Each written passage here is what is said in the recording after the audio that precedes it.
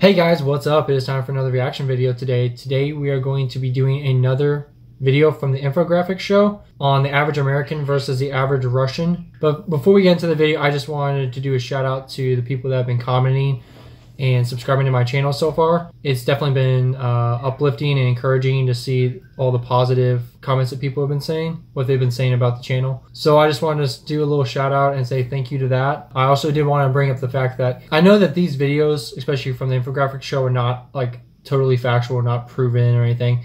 I also do know that they are probably somewhat biased, whoever made them. I don't know who runs the infographic show, but they're just a really fun way, I think, with the little cartoons and funny, to just kind of delve into another country and their culture and stuff. With that being said, I definitely appreciate those who comment below that are from the country that the video is based about. I also wanted to point out some of the stereotypes that I know about Russia. Some of the stereotypes that I have heard of over the years is Russians are smart, very tough, you don't want to mess with them. They have very thick accents. They're beautiful people. They beat the US in space travel in the 60s. Very big country, very cold. They have lots of bears, and they drink lots of vodka. So those are my stereotypes. We'll watch the video, see what they say. And again, as an American, I will try to see if these stereotypes that they say about us are true or not. If you like this content, please like, subscribe, and comment below. If there's any future videos that you want me to do, or just any information that you want me to see, please comment. And with that being said, let's get into the video. Have you ever seen the 1985 movie Rocky IV? That movie could easily have had the subheading America vs. Russia. The story depicts two boxers duking it out, America's Rocky Balboa, played by Sylvester Stallone, and the giant Ivan Drago, played by Dolph Lundgren. It came out 6 years before the collapse of the Soviet Union and was, according to some skeptics, a blatant propaganda movie as much as it was an exhilarating sports movie. A fight between a despicable Russian, pumped up on steroids, hooked up to machines, and the simple, good-hearted American going back to nature to train for the fight. The message was clear. It was good against evil, and in 1985, such a movie was a powerful thing. Things have changed now, but you could say some competition or fear still exists between the two powerful nations. We will explore those changes. So yeah, I love how they show the American, like no Americans were doing drugs back then or pumping steroids or anything, because we're totally honest. And it's like I'm sure people from sports on both sides do drugs. Probably not as much as they used to before they had regulations and stuff, but it's just funny that they brought that up. I mean, it's a really good point, it's true. But yeah, they showed Rocky as just a hardworking, honest, came from nothing fighter, and then the Russian was this bad, evil, extremely tough Russian. So that was like doing the most advanced technology stuff. So that's just, I think that's funny. It's just really funny that they compare. I've seen the movie, but I didn't really correlate that. It's been a few years since I've seen it, so I just want to point that out.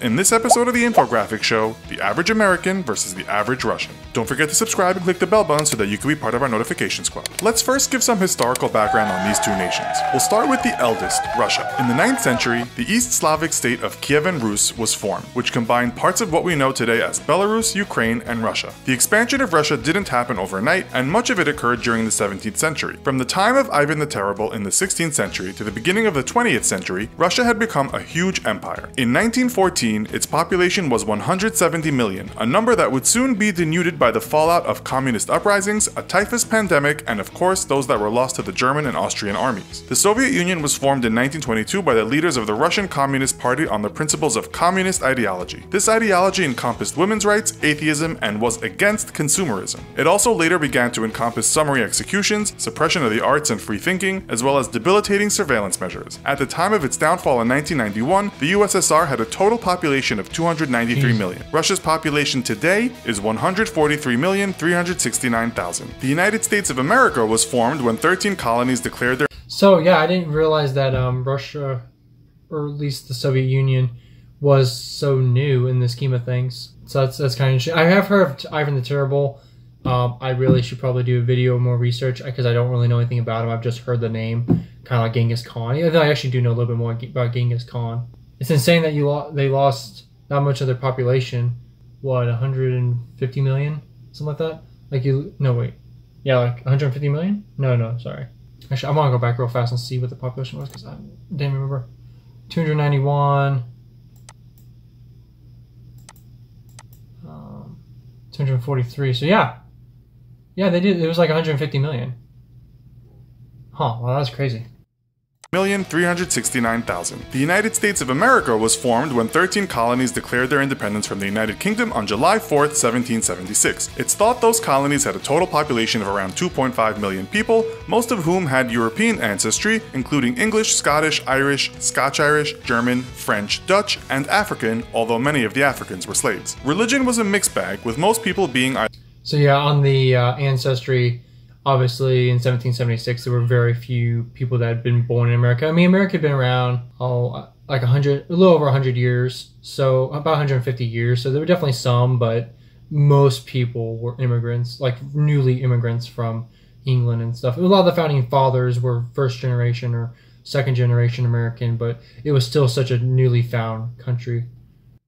Either Puritan, Catholic, Anglican, Baptist, Quaker, or Lutheran. America quickly grew in size and stature, almost hitting 100 million in 1914, and at the time of the collapse of the Soviet Union, the US was home to 253 million people.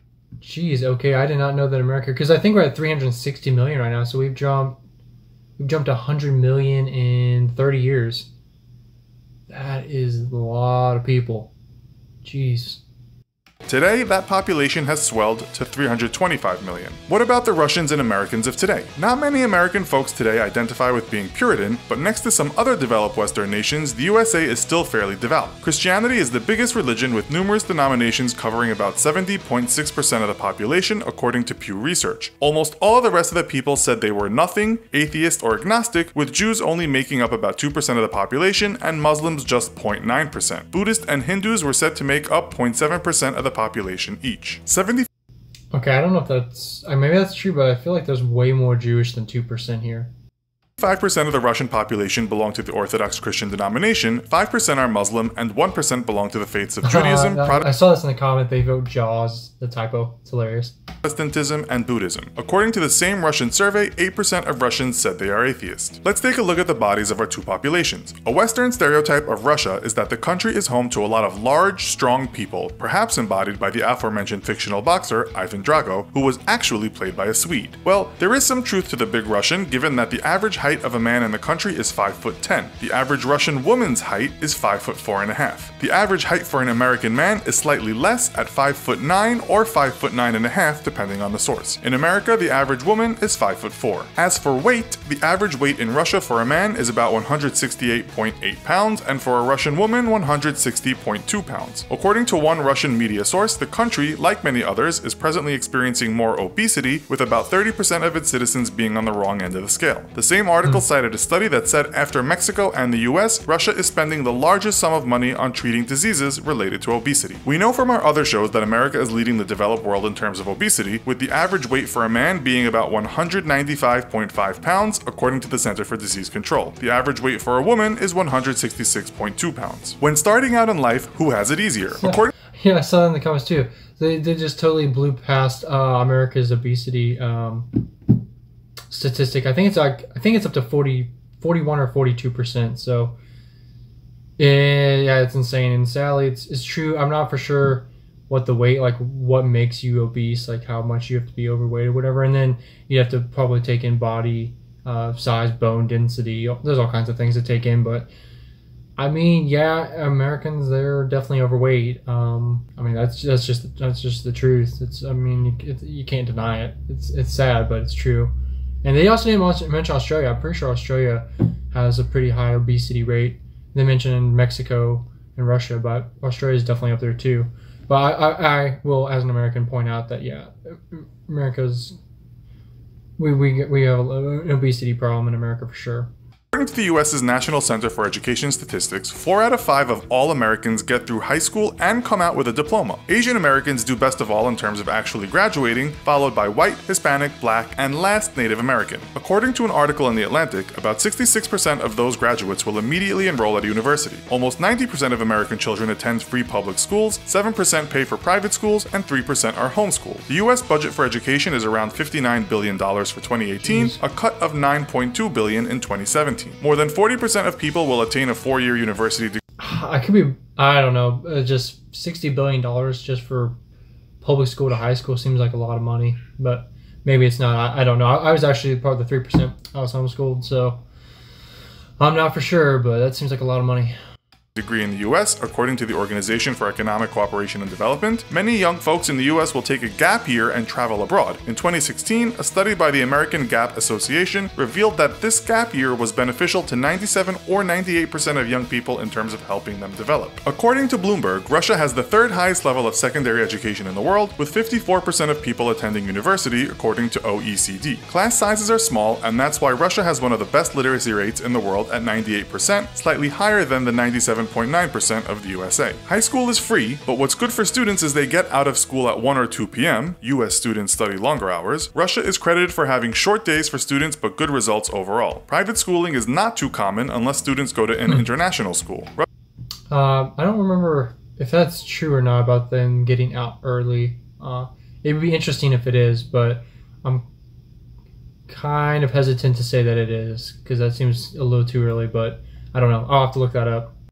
Russia also has the third highest university graduation rate in the world at 55%, only behind South Korea and Canada. According to a student loans website, Russians can expect to owe in the region of $25,000 after completing university, while in the US, the class of 2016 graduates owed an average of about $37,172 each. What about after school? Americans have one of the highest average salaries in the world at $4,993 a month, although the minimum wage is only $7.25 an hour. According to the CIA Factbook, about 15.1% of Americans live in relative poverty. Trading Economics states that in 2017, the average Russian salary... Okay, so yeah, I just wanted to point out in America, the minimum wage, the federal minimum wage is $7.25 an hour.